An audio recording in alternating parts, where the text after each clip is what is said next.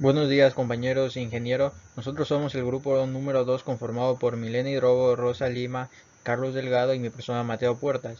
Nosotros estaremos a cargo de la explicación de la NIA número 200.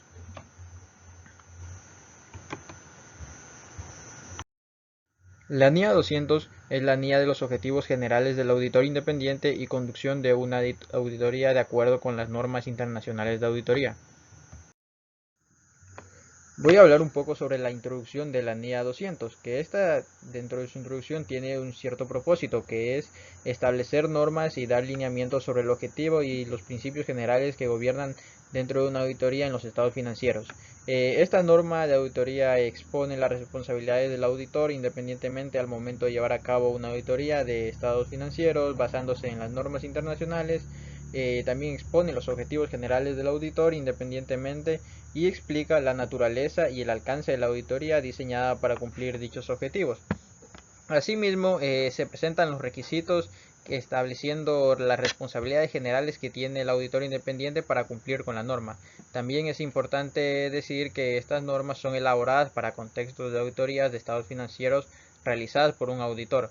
Estas pueden ser adaptadas cuando sean necesarias para otra información financiera histórica. Sin embargo, es responsabilidad del auditor asegurar el correcto cumplimiento de las obligaciones legales de regulación o profesionales relevantes dentro de estos estados financieros.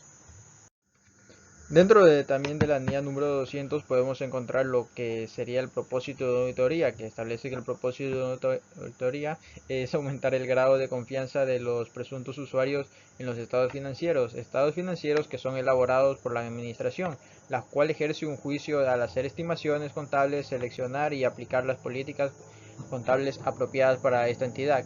La auditoría se conduce por una premisa de que la administración reconoce y esta también entiende las responsabilidades fundamentales que se necesitan para la realización y que tienen que estar de acuerdo con las normas sin importar o imponer responsabilidades, y es necesario que el auditor obtenga el acuerdo de la administración basándose en esas premisas como condición del desarrollo de esta auditoría. También en la NIA 200 podemos encontrar lo que es la elaboración de los estados financieros, que para la elaboración de los estados financieros se debe identificar un marco de referencia de información financiera aplicable e incluir una descripción adecuada del mismo. Es por esto que el auditor expresa una opinión sobre si los estados financieros están preparados en todos los aspectos importantes de acuerdo al marco de referencia de información financiera aplicable. Esta opinión establece que si los estados financieros son o no son razonables o dan un punto de vista verdadero y razonable de acuerdo a lo que es el marco de referencia. La opinión del auditor no asegura la viabilidad futura de la entidad ni la eficacia o la efectividad de la administración que tiene esta entidad.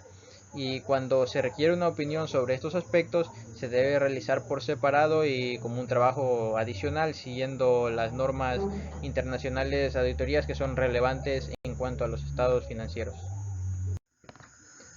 Las normas y los requisitos éticos aplicables dentro del auditor permiten que éste pueda establecer una opinión, la cual va a depender de un marco de referencia de información financiera aplicable y cualquier ley o regulación relevante.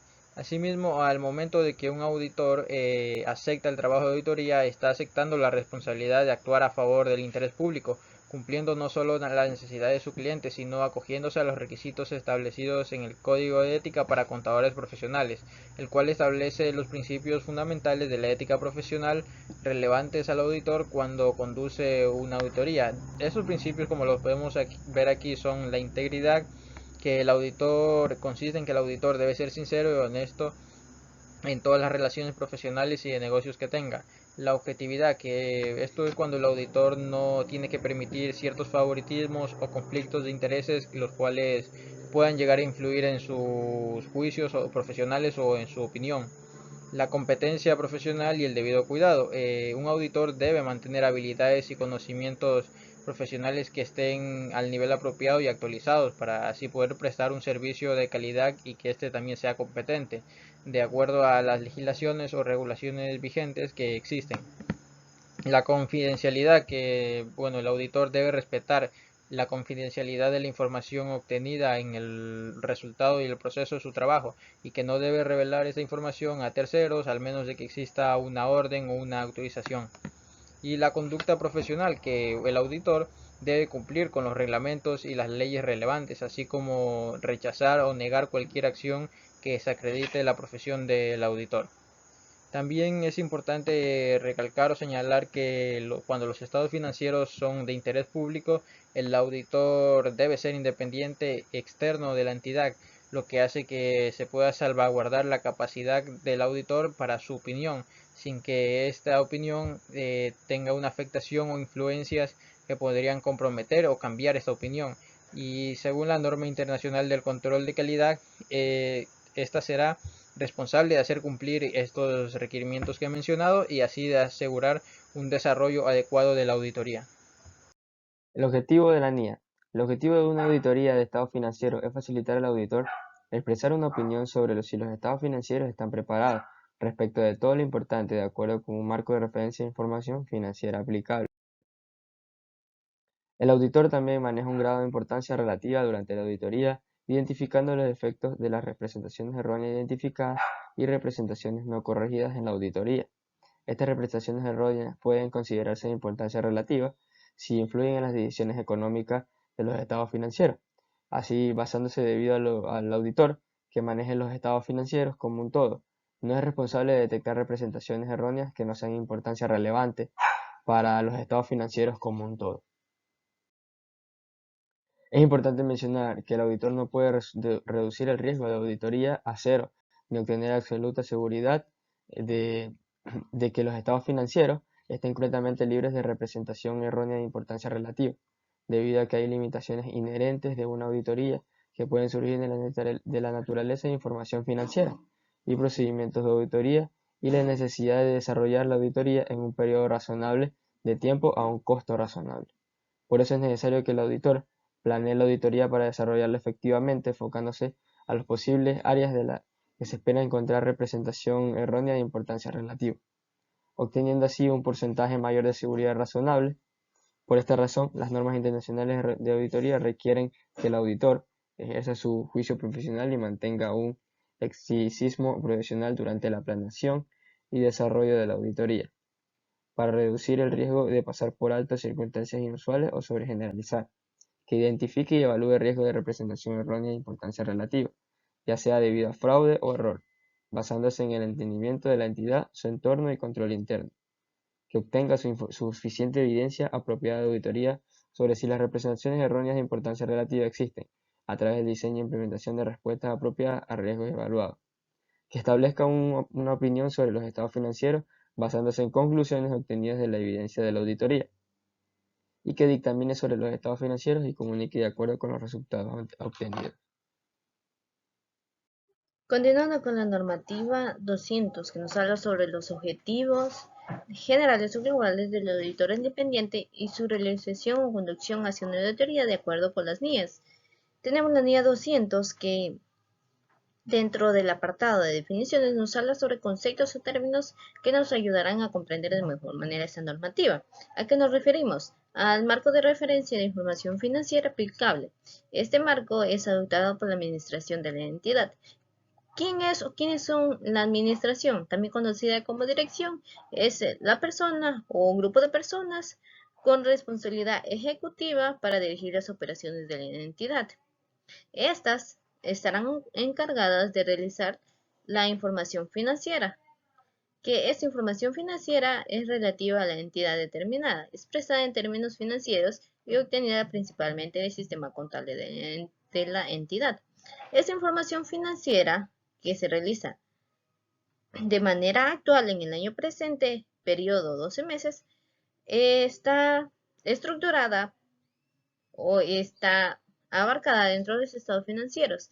La presentación estructurada de información financiera histórica que incluye notas explicativas, cuya finalidad es la de informar sobre los recursos económicos y las obligaciones de la entidad. Dentro de los estados financieros tenemos 4 estados, que son el estado de balance inicial o también llamado estado general, el estado de flujo, que menciona la realidad con cual inicia una empresa, el total de los activos, el total de los pasivos y con qué patrimonio cuenta actualmente. El estado de flujo de efectivos. Este estado nos presenta la entrada y salida de dinero que ha tenido la entidad y también nos expresa sus formas de financiamiento. ya sea mediante su operación, mediante la inversión y mediante el financiamiento interno o externo que se realice, ya sea de manera propia o de manera externa, que son de socios o entidades bancarias.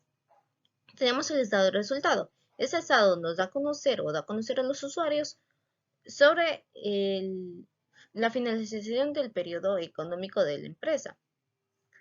Y el estado de evaluación del patrimonio, este nos dará a conocer cómo está o qué es lo que la empresa ha obtenido durante la realización o qué beneficios tiene la empresa propios, fuera de los pasivos y de los activos, como dueños y propietarios de ese patrimonio. Una vez que hemos obtenido la información financiera de la empresa, el auditor independiente o grupo de auditores son los encargados de la realización de auditorías. Este marco de información financiera aceptable puede ser un marco de imagen fiel, lo cual significa que se utiliza información para referirse y que requiera el cumplimiento de sus requerimientos. Esto quiere decir que esa se trata de manera explícita o implícita, y además puede la dirección o la persona encargada puede dar información agregada, extra. En cambio, el marco de cumplimiento, solamente al auditor se le dará la información que él requiera o que la entidad diga. Solamente voy a dar la información de estos estados y solamente esa información se la dará. La evidencia de la auditoría es la información utilizada por el auditor para alcanzar sus conclusiones, y las cuales con esta realizará su opinión. El riesgo de auditoría es el riesgo en el que el auditor expresa su opinión de manera inadecuada cuando los estados financieros contienen incorrecciones materiales. Esto quiere decir que muchas veces estos estados, que son evidencias, se presentan con incurrencias, ya sea realizadas de manera voluntaria o involuntaria por parte del contador, y se las presenta al auditor. El auditor o el grupo de auditores caen en estas ocurrencias, y muchas veces la opinión, y ese es el riesgo que tiene el auditor para dar su opinión, porque muchas veces incurre también a aceptar estos errores o incurrencias realizadas y presentes en los estados financieros. Continuando con el tema, una vez que se haya presentado la información de los estados financieros por parte de la administración y de la evaluación de los mismos estados por parte de los auditores, tenemos las incorrecciones, que son riesgos que se presentan, o es la diferencia de la calidad, clasificación, presentación e información relevada dentro de los estados financieros. Estos también pueden ser ajustes que el contador hace y son tomados en cuenta como incorrecciones. El riesgo de la incorrección de material, de que los estados financieros contengan incorrecciones materiales antes de la realización de la auditoría. Quiere decir que el riesgo inherente y el riesgo de control se presentan antes de que los auditores puedan evaluar esos estados financieros. ¿Qué quiere decir? Que el contador es el responsable de que exista un riesgo inherente o de control. Quiere decir que el riesgo inherente es una posible afirmación que exista una incurrencia o un riesgo, ya sea mediante error o fraude, dentro de una transacción, un saldo contable u otra información correspondiente a los estados. Y el riesgo de control sí es una afirmación de que sí existe una incorrección material. En cambio, esto es en cuanto al contador cuando realiza los estados financieros. En cuanto al riesgo de detección, ya lo hace el auditor una vez que evalúa los estados financieros. Ese riesgo de que los procedimientos aplicados por el auditor para reducir el riesgo de la auditoría a un nivel aceptablemente bajo no detectan la existencia de una incorrección. Quiere decir que si el auditor detecta, tiene que comunicar. Si el auditor deja pasar esta incorrección, ya se convierte en un riesgo de auditoría, que en este caso, al no haber detectado que en tal saldo, en tal transacción o en tal ajuste hay una incurrencia por error o por fraude, El auditor es el responsable de que no se haya manejado bien esta información, ya que él, al momento de evaluar, no se da cuenta de este error. Entonces es un riesgo que lo incurre en el auditor, pero en tal caso de que no se dé cuenta. Pero como eso es un proceso y es un grupo de auditores, este riesgo de detección es de nivel bajo. A continuación, los responsables del gobierno de la entidad, que es persona o grupo de personas, quienes serán encargados o estarán encargados de la supervisión de la dirección estratégica y la rendición de cuentas de los estados financieros una vez de que el auditor haya evaluado dichos estados. Asimismo, las premisas hablan sobre los responsables de gobierno de la entidad. Estos presentarán estas rendiciones. Y, en conclusión, el auditor, una vez que haya realizado el proceso de evaluación de los estados financieros de acuerdo con el marco de información aceptable, para presentar una imagen fiel de los estados financieros, tendrá tres aspectos importantes, que es el juicio profesional, escepticismo profesional y seguridad razonable, que, de acuerdo con la aplicación de su formación práctica, su conocimiento y su experiencia, darán en contexto una auditoría de los estados financieros con un grado de seguridad alto, pero no absoluto, ya que sabemos que siempre hay un porcentaje de error por más mínimo que sea, pero el auditor trata de abarcar todo ese porcentaje para no tener ningún tipo de error dentro de su auditoría. Esto para obtener una certeza de dar una opinión suya o grupo de contadores que realizaron la aplicación y la realización de los estados financieros de las entidades. Como siguiente punto tenemos los requisitos. Haciendo énfasis en lo dicho, pues las normas internacionales de auditoría deben ser aplicadas en forma obligatoria y deben aplicarse también con la adaptación necesaria. Y es obligación de los contadores brindar con calidad y transparencia esta labor, de tal manera que el auditor pues pueda llevar a cabo o pueda desempeñar sus actividades por medio de los requisitos que están establecidos en las normas internacionales, ya que estos soportan cada objetivo del auditor. Bien, podemos visualizar los requisitos que están establecidos en la NIA 200, que es los requisitos éticos relacionados a una auditoría de estados financieros, escepticismo profesional, juicio profesional y suficiente evidencia apropiada de auditoría y riesgos de auditoría. Teníamos dos puntos resaltados que también son requisitos importantes dentro de esta NIA, que es el auditor que debe tener una base para la identificación y valoración de los riesgos de presentación errónea de importancia relativa y además pues la conducción de una auditoría de acuerdo a las normas internacionales de auditoría pueden o gracias a esto pues se puede alcanzar los objetivos propuestos. Bien, para describir estos requisitos tenemos como punto número 1 que es el requisito ético relacionado a una auditoría de estados financieros. ¿A qué me refiero con requisitos éticos? Estamos hablando a la conducta humana, en este caso pues al ámbito profesional, el cual se encuentra comprendido en el Código de Ética para Contadores Profesionales. Y esto va a incluir las relaciones a la independencia del auditor para salvaguardar su capacidad al momento de establecer su opinión, influencias, permitiéndole así ser objetivo al actuar con integridad, manteniendo una actitud de escepticismo profesional.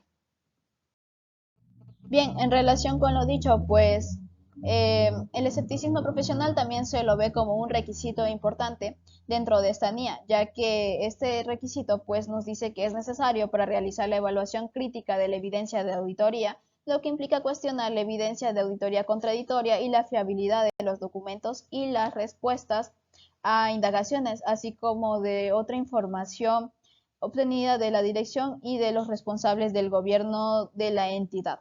Se puede también definir que el escepticismo profesional es como esa duda que surge por parte del auditor por medio de la documentación que éste posea, lo cual le va a permitir a él pues reducir el riesgo de pasar por alto circunstancias sospechosas o condiciones que puedan indicar posible fraude. Como siguiente punto pues tenemos el juicio profesional, El juicio profesional se puede evaluar considerando si refleja una aplicación competente de los principios de auditoría y contabilidad. También este va a determinar la importancia relativa y los riesgos de auditoría y dictaminar sobre los estados financieros. Cabe mencionar que el juicio profesional pues necesita ser ejercido durante toda la auditoría, debiendo documentarse todo adecuadamente. Suficiente evidencia apropiada de auditoría y riesgos de auditoría. La evidencia que se presente pues es muy necesaria para fundamentar la opinión y el informe de auditoría. Además, esta va a comprender tanto la información que sustenta y va a corroborar las afirmaciones de la dirección como cualquier información que contradiga dichas afirmaciones. Se podría definir pues como la cantidad necesaria de evidencia de auditoría que depende de la valorización del auditor del riesgo de que existan incorrecciones. Cuanto mayor sean los riesgos valorados, mayor evidencia de auditoría podrá ser requerida, así como el de la calidad de dicha evidencia de auditoría. Cuanto mayor sea la calidad, menor será la cantidad requerida. Sin embargo, la obtención de más evidencia de auditoría puede no compensar su baja calidad. Bien, esto es todo lo que compete a la NIA 200. Muchas gracias por su atención.